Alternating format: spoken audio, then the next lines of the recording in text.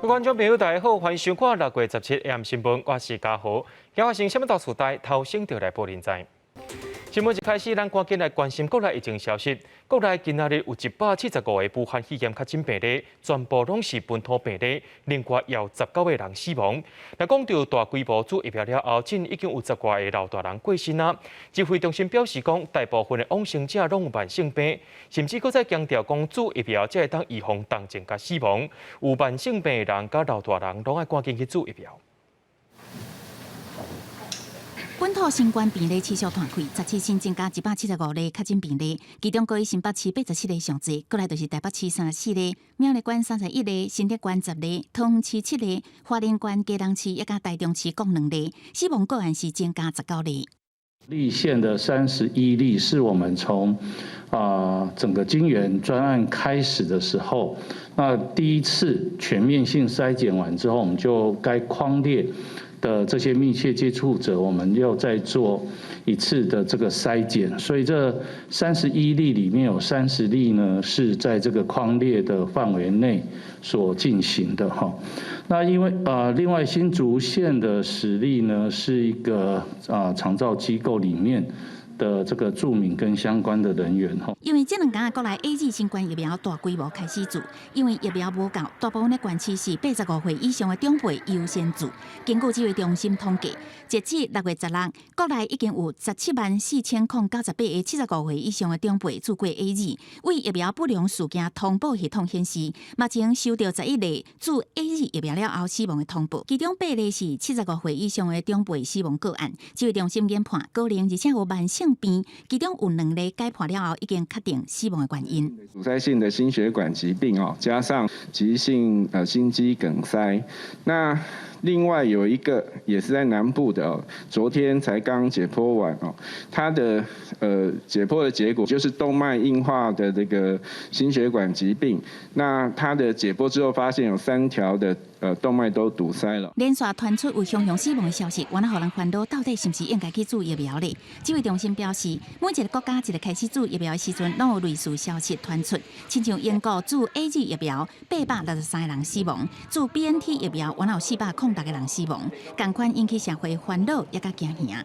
只不过英国也是继续注 AZ 疫苗，也成功提高涵盖率，将死亡甲重症控制落来。不要因为这个可能1-2天死亡的一个事件然后还没有具体的一些分析结果之前就妄自却步而不去接种疫苗。这个病毒是不会等我们疫苗打好才来爆发群聚的。指挥中心讲，真侪长辈拢有糖尿病、高血压甲心血管的疾病，但是染疫死亡率原来特别高。记者综合报道。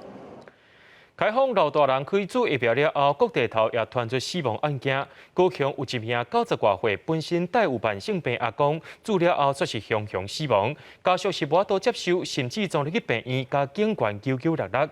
另外，伫咧桃园、云林、台中、高雄、台南、屏东也拢有注疫苗了后成功死案件。另外，伫咧苗栗也有一个妇人人疫苗注射了后过2天，煞来无喘气甲心跳，好佳在送到病院急救有救回来。中去到病院，却因为防疫限制人数无法度入去，家属情绪激动，因为厝内底90岁老大人15早起做疫苗，17透早无4时半医生到医了后死亡。我可以见市长吗？我是高雄市民，可不可以见？昨天打的疫苗，1天没有，今天就发生状况。家属不满要求要见市长，病院初步检判是因是心肌梗塞，也毋过也无排除是做疫苗了后不良反应。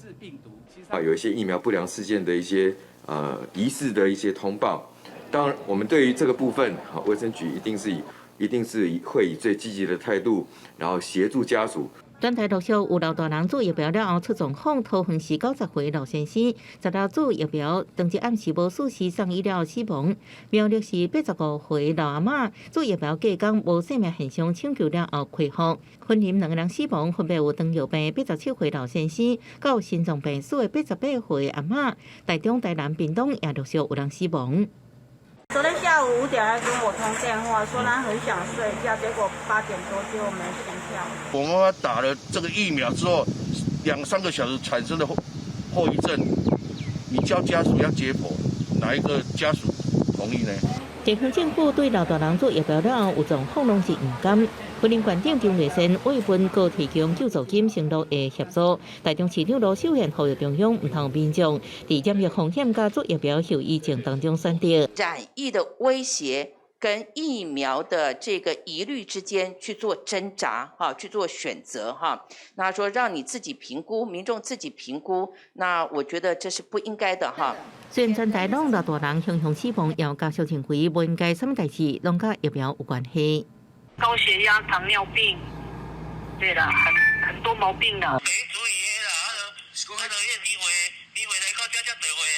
有家小情为时段原本就年岁大，状况歹有了，无情为甲做疫苗有关系，也被追究相关责任。记者综合报道。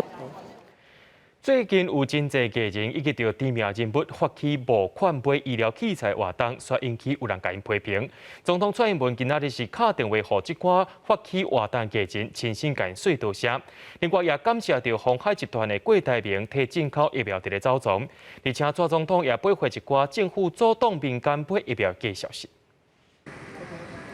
艺人贾永杰募集9000多万，各买342台有救命神器之称的高流量勇气片导管专配系统 HFNC， 佮亲身送去各大病院，说互网友质疑分裂台湾。贾永杰10人伫直播表示，绝对无政治也是宽模，17伫面册限时动态打出相片，表示有接到总统蔡英文的电话，蔡总统原来伫面册顶悬公开甲贾永杰说谢。我没有想到真的，我还按掉了3次，想说我在送便当，然后很热。他很担心说，如果我觉得说受委屈的话呢，是不是会浇熄我的热情？对，那我也跟他报告说，我是一个游过英吉利海峡的女生，对我绝对会挺得住，请总统放心，对我也是没在怕的。资深媒体人黄光芹捐171台移动式冷气，予第一线医护人员，意外引起争论。总统是讲，对愿意斗相共的人，无应该口说讲歹听话，放声放影，佮亲身敲电话甲黄光芹说道谢。开始是让我觉得受宠若惊，然后通话过程当中觉得总统不像是以前人家讲的读稿机，他非常诚恳。蔡英文唔但敲电话，佮公开甲贾永杰、甲黄光芹说道谢，也特别感谢鸿海集团总裁郭台铭为申请疫苗进口伫走踪，澄清政府主动民间采购疫苗的无实在消息。永林基金会向卫福部申请疫苗专案输入，全案正在按照计划进行中。知道国人对于疫苗输入的殷切期盼，必将全力以赴。蔡英文讲，照顾好人民是政府的责任。面对疫情的挑战，政府也是有做无够的所在。任何想要制造对立的言论，对防疫工作无任何帮助。记者综合报道。立法院针对着纾困4点控预算审查，今仔日进入第2回合的调野协商。国民党评出300多案，加上本地爱处理的100多案，总共有500多案，爱伫一天处理煞，并18来3读通过。另外有人话讲爱发现金予证人，行政院长苏贞昌表示，纾困预算是救命钱，暂时无发予证人的拍算。目前这个纾困金已经发705亿出去啊，大约有444万人受到抵益。立法院纾困4点控预算并18三读通过，17进入第2轮党团协商。原本是剩100多案爱处理，不过国民党团用出案海战提出300多案，包括发出疫苗爱到位、全民爱快筛、调配爱国赔、国产通过3期才会当做，普发现金1万等10项诉求，也就是讲只剩1天时间，立法院爱处理500多件提案。民进党团认为已经造成协商困扰，人也管配，执政党态度自高。行政部门要拿出诚意来，行政部门要谦卑的听老百姓的声音，听民意代表国会所转达的人民的请命的声音，不能够再高高在上，要不然就是摆出一副要不然表决谁怕谁。有一天民意会反扑。比较政治性的要保留嘛，比较没有办法妥协的，那就保留。没有说什么践行，或者全部改践行，有时候不改，就算了。本党自己的提案，我自己负责。另外，真侪族群伫即摆的纾困预算闹高，像有做出的人甲监考教师等纾困估值，也是协商讨论重点。行政院长苏贞昌17主持行政院会强调，会秉持谦卑态度，认真检讨对在野党化普发现金。苏贞昌讲，无抢救预算也搁增加，暂时无普发现金计划。现阶段并没有规划普发现金的这个做法。现金纾困的部分，从6月4号起发放到昨天6月16号统计的数字，总共已经发出了705亿左右，那受惠人数是444万人。苏警长也指示各部会就取消热天电价、放宽纾困资格认定等加紧评估，后手由国发会内政纾困4.0精进方案，后礼拜统一说明。另外是取消6月也是6到9月的热天电价。罗秉祥表示，取消范围也在讨论，立委也建议疫情期间提出办公停课无停学等，加强电量相关，提出电价冻起，也是调整热天电价计算方式，加补助电费。记者综合报道。咱继续来关心地方的疫情消息。新竹县今仔有10个本土病例，大部分集中伫竹东2间中照机构内面。目前县政府已经介入处理也甲老大人刷去附近的病院隔离。国内发生中照机构群聚感染事件，到今已经有83件，拢总有274个民众甲工作人员染病。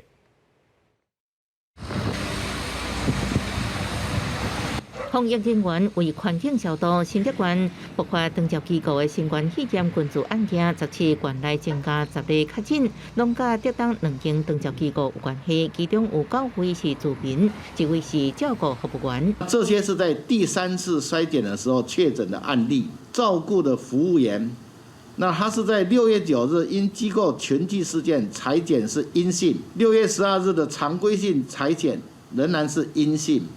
6月15日常规性采检 PCR 阳性就确诊。目前2间长照机构的感染区域已经全部健康消毒，无染疫的住民也转移到其他病院隔离受治。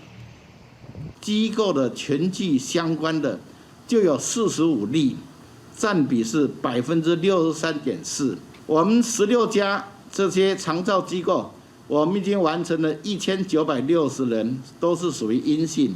还有90个人明天可以完成。新竹县长杨文科指出，政府采取对策是普太家族疫苗，对长照机构也有西药治病友是全面来做疫苗。中央疫情指挥中心统计，今仔全台伫长照机构相关的新冠肺炎群聚案件，都有83件，274人感染。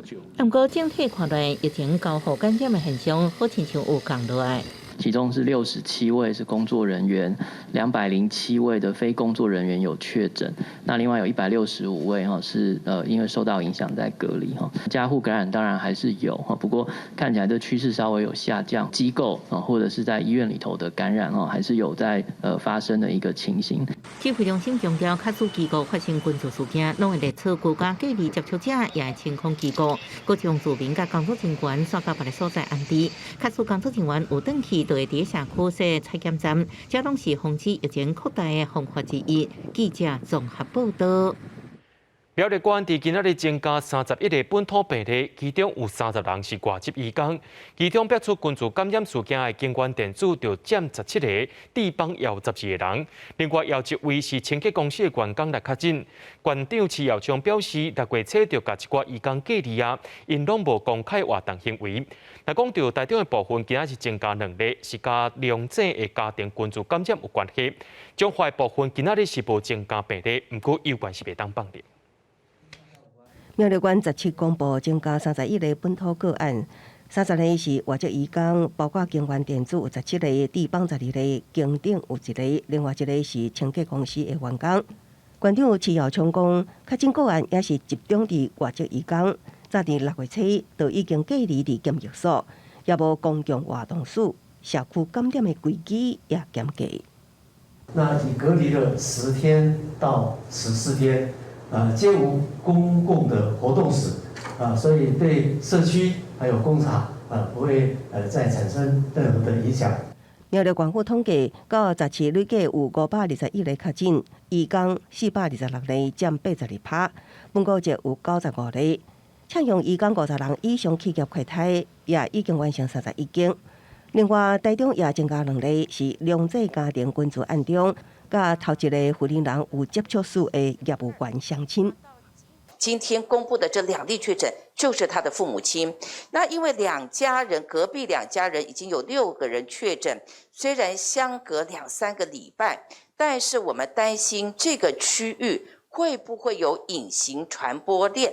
罗秀贤表示，这2名个案伫查某人确诊的时阵就封口列，不过这个传播链已经累计有6个人确诊，市府紧急设置前进指挥所，到17中到快筛395人拢阴性。另外，中华17无增加案例，显示各传播链渐渐受到控制。所以这个比率呢，相对上来讲是比较低，可以控管。我们越知道感染源在哪边，就越可以去做相关的防治措施。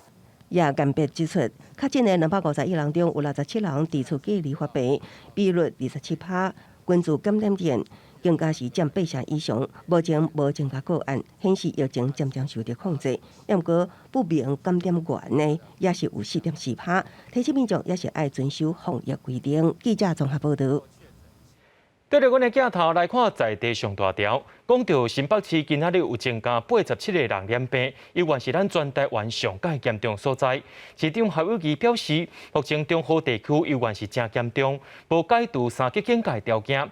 另外，伫咧新北市今仔日佫增加2个老大人疫苗注射了后，说是死亡的案例，注射率也落到5成以下。市长也宣布讲，户口伫咧新北市，若准确诊了后不幸来往生，会当领到10万块慰问金。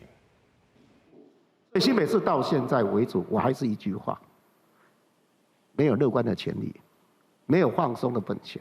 台湾疫情转好，暗过新北依然是全台一天确诊人数相关的县市，17增加87例，总确诊人数5929人。市长侯友宜表示，中和增加18例，邦桥14例，新增也12例，中和依然维持伫确诊高峰。目前看无任何解除3级警戒条件。新北市17个出现2例，注疫苗了后死亡拢慢性病死。2位都是在机构的这个长者，那都是有长期的慢性病。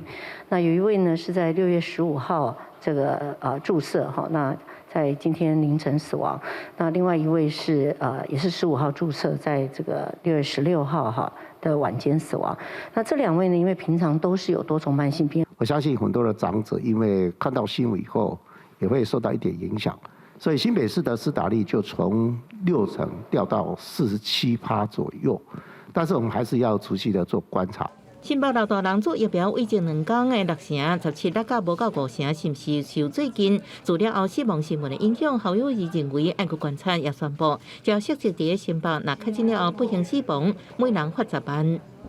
快筛业者一定要把快筛的试剂做更高的品质出来，它的准确率一定要达到90%到95%以上，而且价格要低廉，能够让一般的民众买得起。也访问国家快筛汽车制造商，除了推广国家快筛，找出安全的确诊者，仍维持企业经营能力。金山奖叫红埔新北派出快筛机动队，共派432人，2人PCR阳性确诊17个，可怜200人快筛。另外，淡水防疫旅馆撇出投诉一般旅客，新北单罚50万，业者停业搁接受调查。记者综合报道。台北市伫今仔日开放80岁到84岁时代，会当去你网络顶头注本卖主疫苗。到下晡2点为止，已经有25000人去登记，138间病院诊所名额也拢注本了啊。这2天的注射率也到98%。另外，台北市也要启动零确诊的计划，若准确诊了后，拢要去住防疫专责旅馆，也要进行大规模的调查，目的就是要防止隐形的传播链。继续85岁以上长者做疫苗，台北市17开放80至84岁长者网络预约，18开始做。根据统计，6月15、16 2天，第一波有31996人预约，有31370人注射，预约注射率达到98.04%，尤其是到诊所的注射率达到99.80%。市长郭文德讲，感觉这是台北市民的成就。我们的医疗应当社区化、在地化。事实上后来发现它的满意度也最高啊，所以我们不认为说打这种疫苗一定要搞一个很大的这种场地。另外，80至84岁长者网络预约情况，到17下到2点为止，已经有2.5万人登记预约。开放的病院诊所236间，已经有138间已经满了。不过每一罐疫苗开了后6点钟内要用掉。对于村里疫苗处理方式，敢会当提供予不是以这七类的对象组，郭文德对医师有信心，认为会合理的分配。合法、合理、合情，那这样就好了嘛。搞得大家都不敢用，那把那剩下4人份丢掉，这是一个骑行的国家才会这样的。对抗疫情，除了提升注疫苗、阻断社区传播链也真关键。但是台北市新增本土病例34例，高问题指出，即卖疫情已经到了社会游击队的最后阶段，要启动台北市清零计划。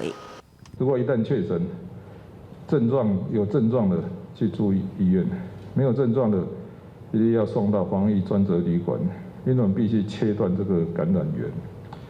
如果你真的要留在家里，你要写切结书。以后我们不给你任何赔偿。郭文丽强调，要让台北赶紧清零，才会当思考三级管制敢会当放零。因为除了上北有人提议6月28了后，其他县市会当降到2级警戒。郭文丽讲，解封已经不是医学问题，而是政治甲文化问题，伊唔敢先做主张，也唔有设立场。记者综合报道。咱国内当日检疫苗，毋过受公家机关大成住的情形，就基站的海巡署指控讲，海巡署的大官拢已经做过疫苗啊，前线的海巡队员却拢无通做。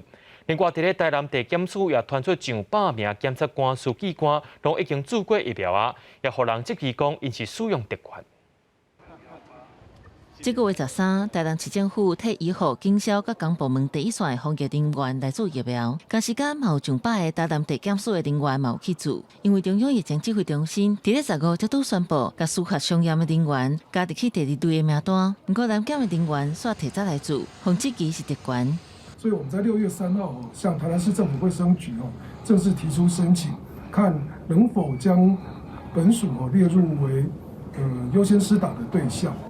那经过台南市政府卫生局的审核那再加上中央流行疫情指挥中心其实在6月12号也正式宣告就是有关于相应的业务是可以列入这个优先施打。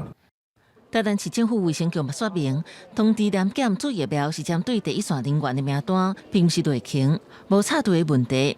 同款因为疫苗引起疑虑的，阁有海巡署，有中部地区的基层队员指控，海巡署的本部阁科室长官拢会当做疫苗，煞无半支予海巡队第一线人员来做。海巡署南队分署表示，因为中部分署提出的名单较晚，所以无安排到，已经协调中部的病院17开始为海巡人员来做疫苗。因海巡队递交名册时间较晚，卫生单位依照名册顺序核列2批次疫苗施打时间。并非刻意排除海巡队。台东县政府嘛传出，即摆分配到8,000吨的疫苗，其中第2顺位主的对象，警消人员主的比率超过90%。不过海巡的基层人员平时爱接触各种不明对象的巡防案件，嘛是第2顺位，所无加入去做的名单已经不满。台中县政府回应，头一批先提供予弱势的人，后一批中央分配4,000吨疫苗到位，会替海巡来做。不过要是以宗教机构的人员优先。县长给予这个有些弱势还有这个医事人员有的还没有打所以说我们县长就框了4类来给这些人来施打。目前海巡东部分署已经向县政府来争取，不过会安排偌济量和海巡按巡的人员来做，会搁再讨论。记者综合报道。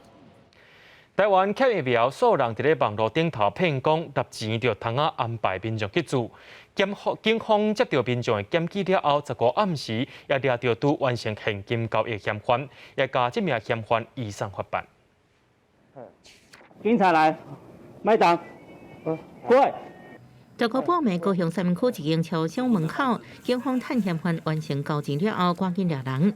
高雄市刑大接到一名大学教授检举，30岁姓陈嫌犯伫面册讲，用小界民众做疫苗，以每人定金2000块代价，骗人甲伊接触。脸书账号来吸引民众受骗，接下来他在佯装医生的角色来跟民众讲疫苗目前的状况跟需求。然后最后再伪装成诊所司机来向被害人收取这个定金。警方透过大学教授甲嫌犯联络，讲好报名来人，每人收1760块。嫌犯以汇款下楼记录为理由，伫超商交现金1万块560块。被害人搁去超商对面提前有时间甲地点的纸条伫18下晡，伫一间大型病院门口，会以专车送到诊所来做疫苗。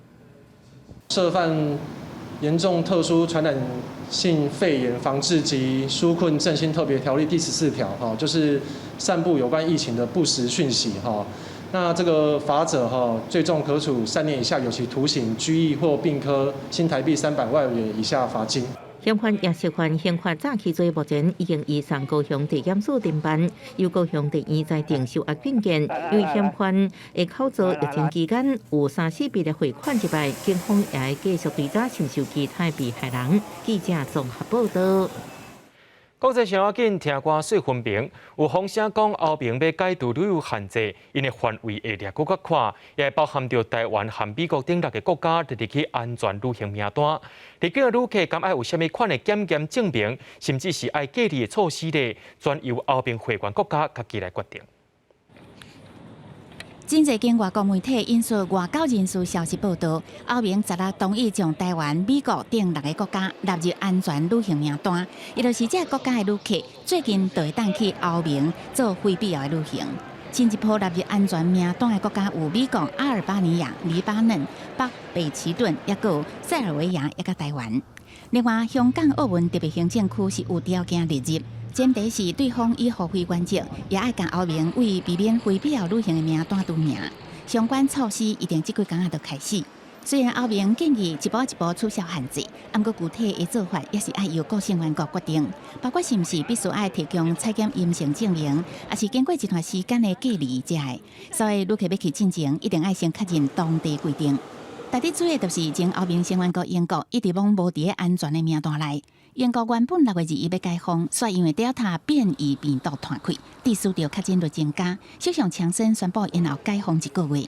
路透引述伦敦帝国学院最新的研究，佫指出 ，Delta 变异株5月以来已经致使着英格兰地区的确诊率升高50%。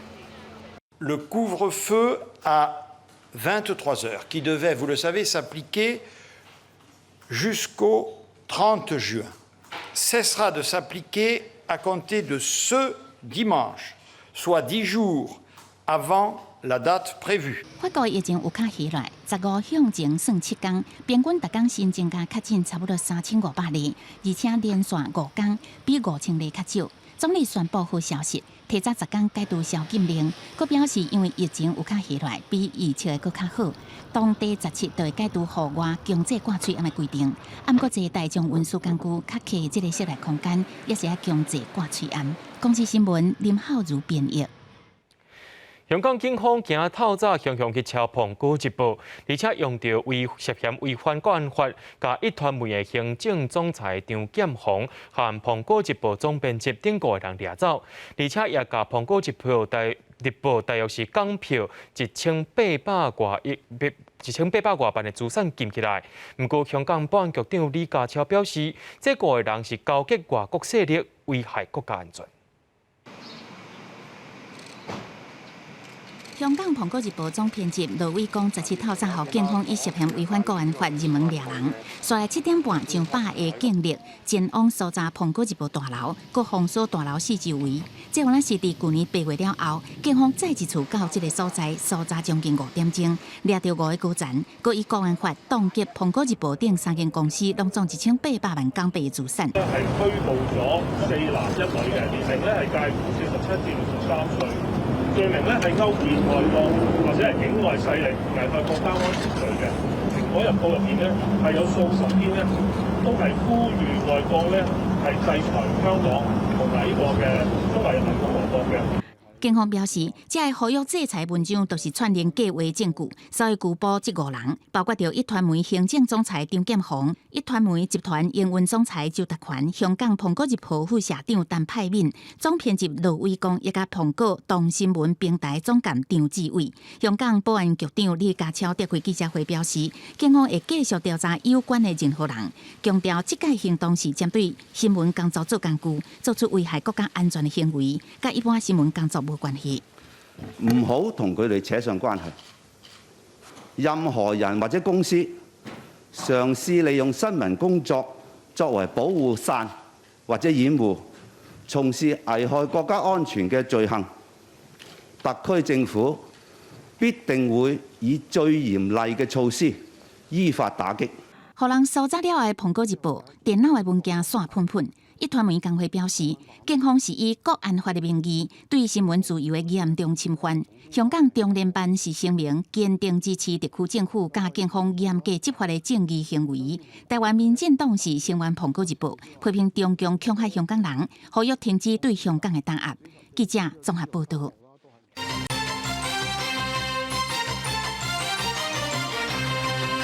今仔日的 AM 新闻有替咱观众朋友整理各县市本土病例数量。今仔日是有175个本土病例，也有19个人死亡。各县市的情形，伫新北市87例是上界严重的，台北市有34例，苗栗县有31例，新竹县有10例，桃园7例，花莲、嘉南含台中拢是2例。目前咱台湾已经有13584例啊，本土病例部分也有12370例，甚至有497个人死亡。食药署日前公布，国产的高端疫苗紧急使用审查标准，可能会用免疫交接，也就是看咱人体抗体有偌济来做审查。不过，政府风声讲，美国 FDA 表示，美国无赞成用免疫交接方式。若准备要做第3期临床试验，高端疫苗可能无法度通过国际认证。不过，卫福部表示，美国 FDA 还佫伫咧讨论免疫交接的问题。伫5月底 ，WHO 也捌开会讨论过，各国的态度也拢无共款。食药署公布国产高端疫苗紧急使用授权的审查标准，疗效评估顶悬，可能以免疫交接方式组成。前副总统陈建仁进前也说明解说免疫交接，伊表示别国疫苗也无进入3期进程，第2期就观察做疫苗的人，中和抗体效果是毋是观察有保护作用。仍依照这标准决定是毋是适用伫人体。按过17煞传出，美方已经回函认为免疫交接科学地位未定，无做3期临床试验，高端疫苗可能真歹得到国际认证。美国 FDA 即将取消 EUA 标准的这个发放的这件事情，因为有许多的国际的大厂，他们的疫苗其实已经即将要申请药证，所以在这个部分的话，确实是对于国产疫苗未来在取得国际认证上是相当的担忧。卫福部长陈时中表示，对免疫交接，欧评甲 WHO 的态度拢是较正面。卫福部是强调，美国 FDA 的回函是表示，目前对免疫交接的讨论，现阶段无可能提出一个正式的官方立场。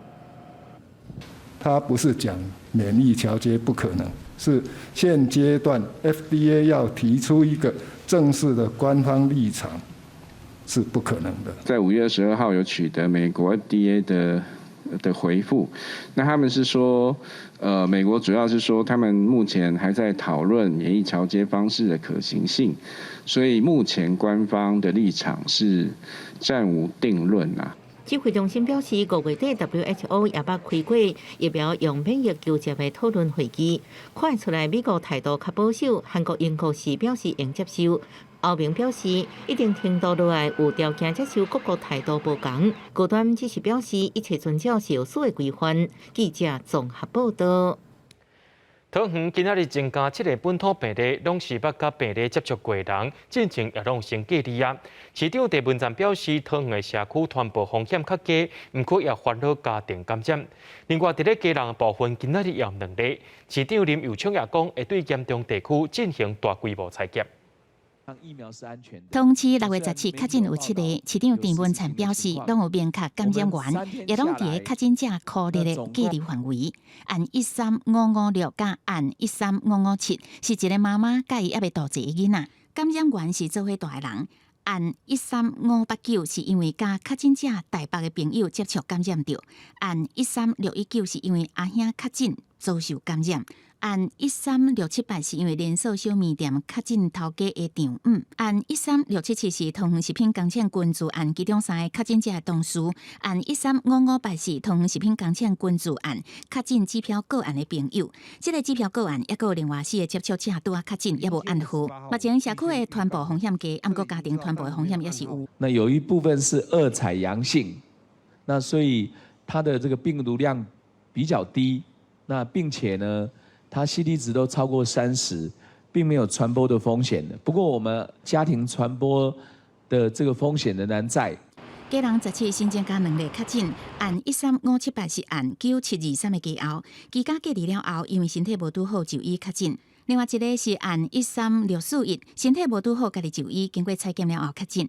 目前当地针对团保员疫调当中，市长林佑昌是讲，会看5日节民众移动是毋是互疫情产生变化，要锁定确诊者较侪的热区，主动扩大采检，找出不明的感染源。那当然，我们范围会视这个防疫的一个需要，做部分可能的这个扩大，来这个针对更多的一个民众来做这个筛检。基隆市原来提供2550支 AZ 疫苗，15至17号基隆港边境管制，现在是准运业者甲人员来做。通知17早起提供200支 AZ 疫苗，予桃机空运相关业者甲人员来做，希望予这的边境管制第一线人员提升对抗病毒的防疫能力。记者综合报道。伫咧花莲今仔日有2个人确诊，拢是中德部落的家族群聚感染。目前这个群聚案已经有15个人染病，甚至由红眼来感染。也因为这阵确诊者常常自回航班，活动行踪真复杂，也引起民众惊吓。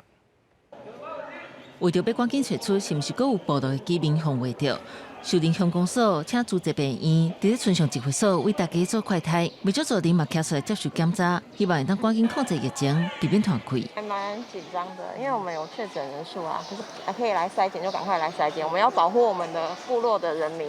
那主要就是快筛嘛，把这边可能社区潜在的一些有可能的阳性个案先把它筛出来，然后再去做 PCR。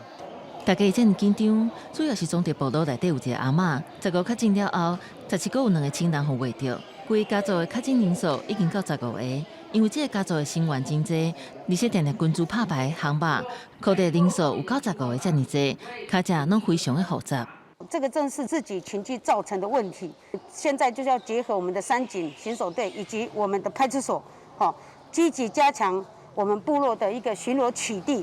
如果发现你看到了，请打110，我们警监单位会去即刻开罚。官府表示，吉安乡有一件10个人群聚航吧，罚款10万块到30万块的个案，呼吁民众千万唔通违规。另外，嘛请新宿地区的民众要注意，若是甲这个卡车有相塔的乡亲，要赶紧前去体检。记者综合报道。伫咧嘉义东石15发生便利商店员工确诊的个案，16下晡进行社区体检。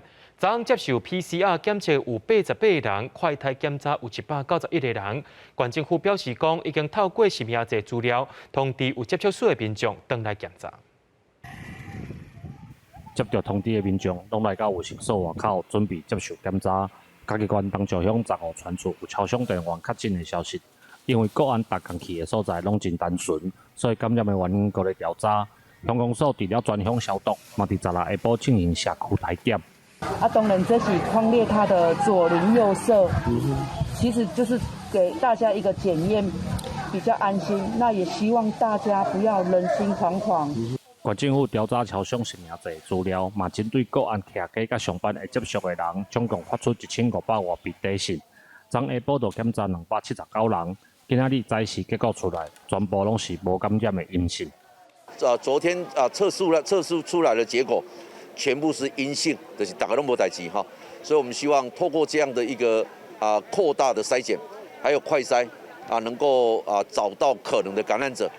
嘉义县卫生局表示，这间超商活地游客较济，所以呼吁接到通知的民众一定要去做检查。若有相关的镜头，嘛要赶紧通知相关单位，千万唔通因为无注意造成疫情的传播。记者林慧婷嘉义报道。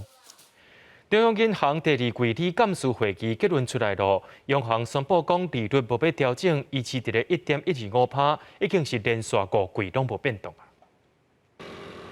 5月以来，本土疫情搁摊开，也影响到咱国内经济成长甲表现。中央银行举行第2季理监事会议，会后宣布考量到疫情较严重，利率目前无调整，定贴现率维持伫1.125%。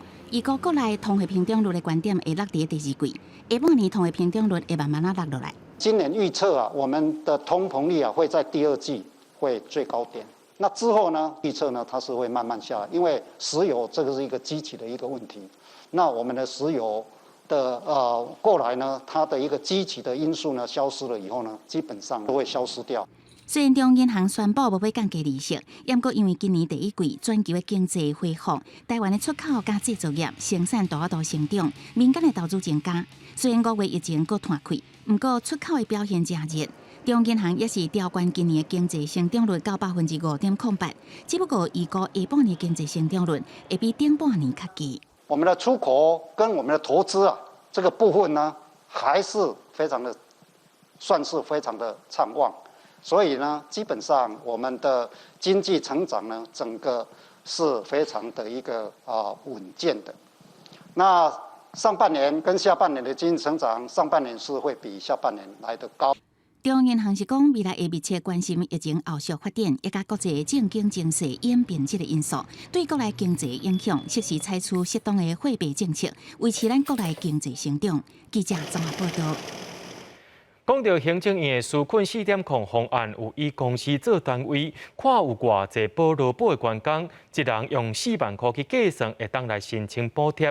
不过5个人以下公司无强制投保，干那负责人会当请到补助尔。因也希望讲政府千万唔通绕到这挂员工。就无简单，唔望着人客就问，这是物件行当日头一位人客。并当这间物件行即马一天若有3至5个人客，就算济啊。虽然经济部针对店家有推出营业冲击补贴，不过因为店面都是因阿某2个人经营，劳保是透过职业工会投保，所以今年劳保的生活补助金1万。他们都没有投保劳保，他们从年轻的时候就投保国民年金，但是他现在这样子的话，只有老板可以领。但是呢，老婆也不能领。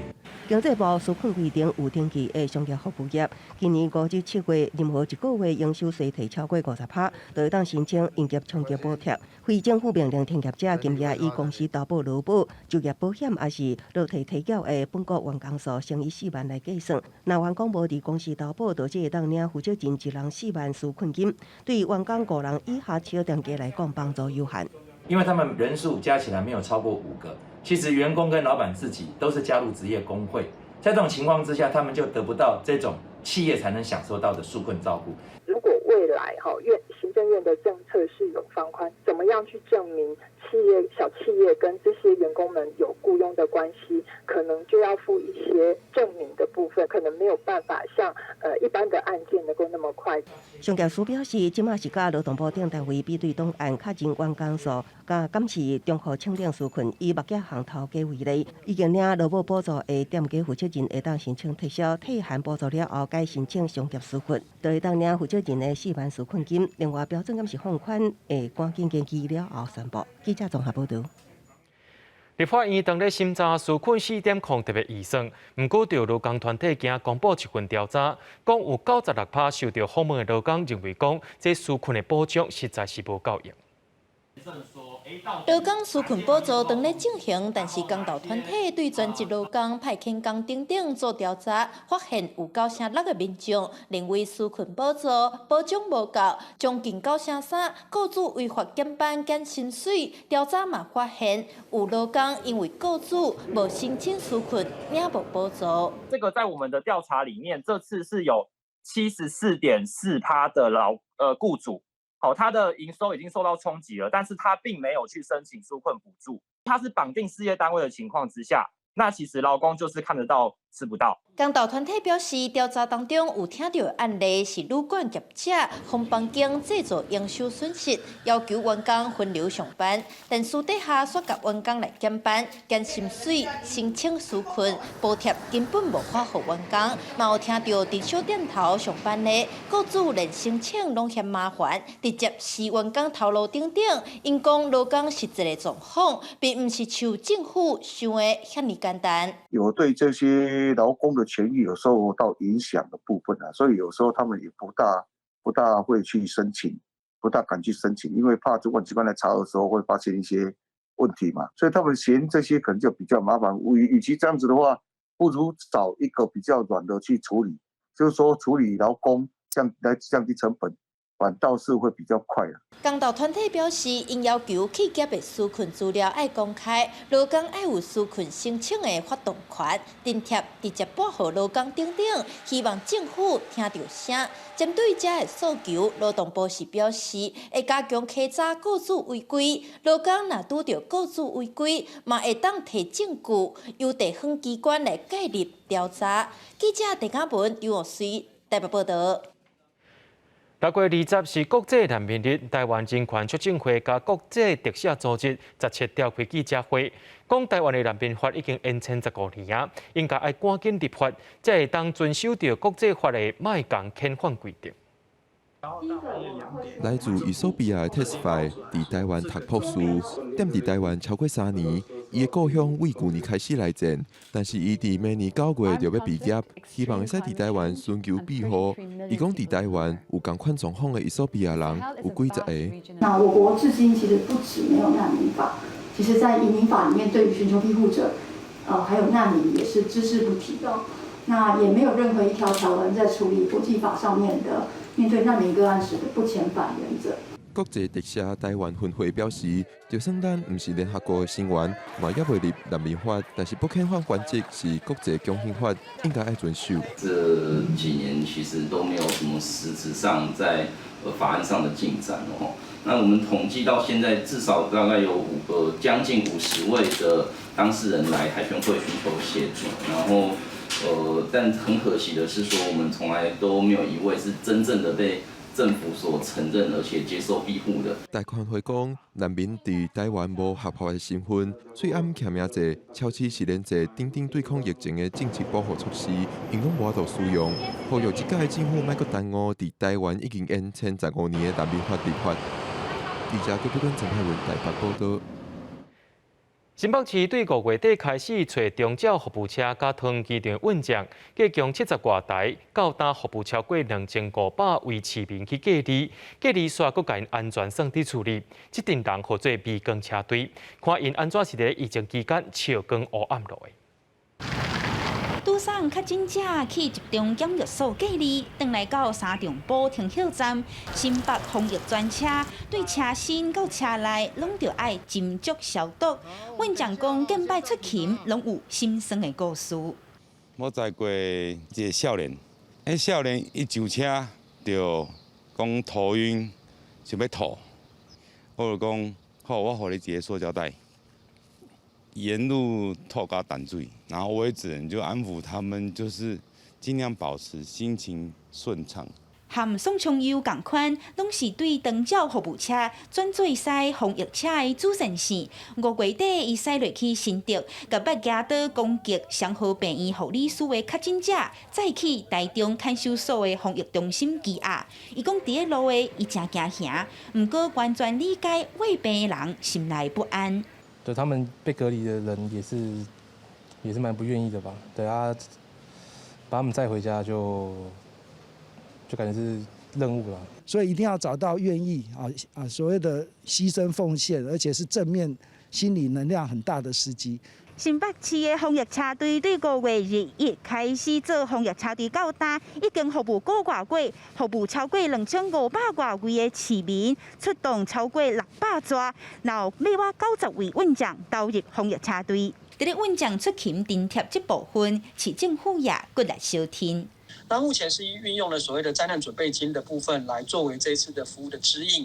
原则上就是每一个司机如果每天出勤呢，大概就是会有3500块这样的津贴。也拿民间捐的爱心，包括清扫的地点、物资、防护装备、收车的人员等等，也予防疫车队上大的鼓励。希望温暖的光影会当替社会带来更较多希望。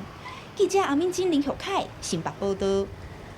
受到疫情影响，各县市毕业典礼拢改做线顶举行。伫云林的镇南国小校园也拜托老师做歌送员，甲学生囡仔毕业证书送到因兜转去。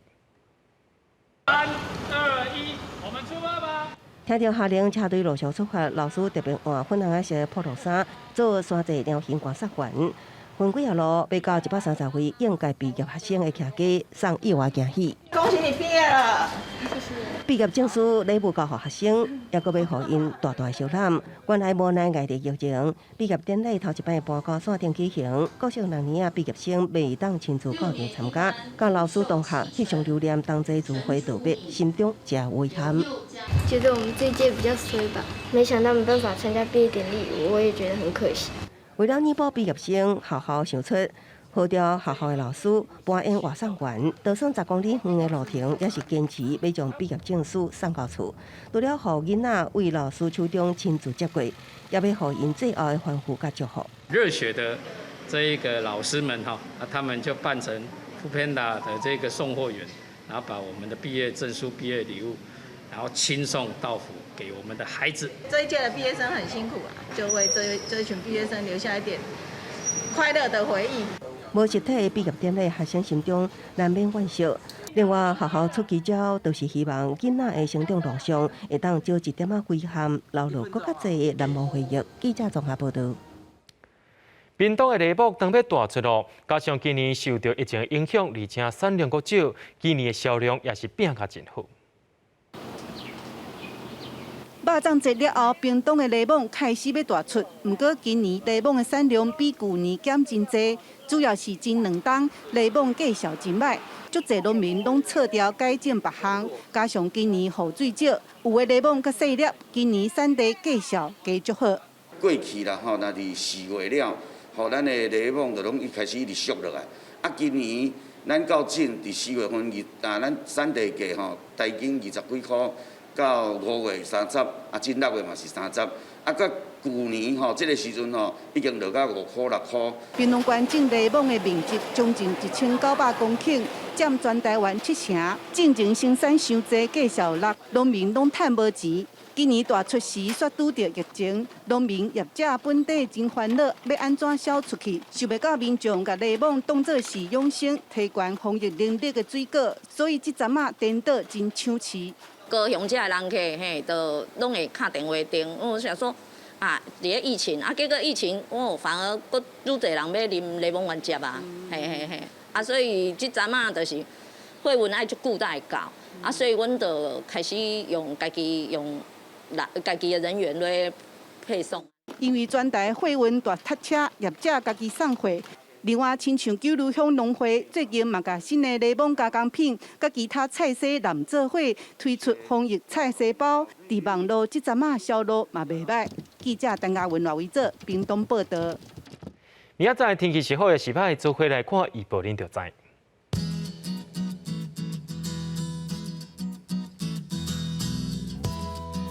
北部地区对28度到37度。